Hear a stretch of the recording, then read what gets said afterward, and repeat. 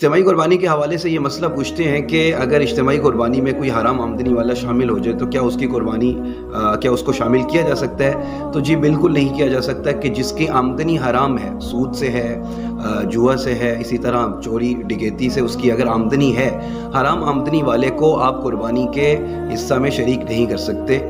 बड़ा जानवर है, उसमें हिस्से हैं, 7 हिस्से हैं, 5 हिस्से हैं, तो उसमें जो हराम आमदनी वाला है उसको आप शरीक नहीं कर सकते। अच्छा, आजकल रिवाज है, बहुत सारे इदारे जो है वो इज्तिमाई कुर्बानी करते हैं, वहाँ पर इस बात का ध्यान रखना चाहिए कि कोई ऐसा शख्स ना आ जाए कि जो आकर जिसकी आमदनी हराम हो, उसके बारे में अगर आपको यकीन है और उसके बारे में आपको पता है कि उसकी आमदनी हराम है, तो उसको बिल्कुल शरीक ना करें। इसमें एक और तरीका भी ये हो सकता है कि जो इज्तिमाई कुर्बानी का इंतज़ाम करने वाले हजरात हैं, वो अपने इश्तिहार में, अपने बैनर में इस बात को वाज़ेह तौर पर लिख दें कि जिसकी आमदनी हराम है वो बिल्कुल हमारे इस कुर्बानी, इज्तिमाई कुर्बानी में शरीक ना हो, उसको हम इज्तिमाई कुर्बानी में शरीक नहीं करेंगे। अगर जो खामोशी से छुप कर शरीक हो गया तो अपना ज़िम्मेदार खुद होगा। तो इससे ये है कि आपकी कुर्बानियाँ बच जाएंगी।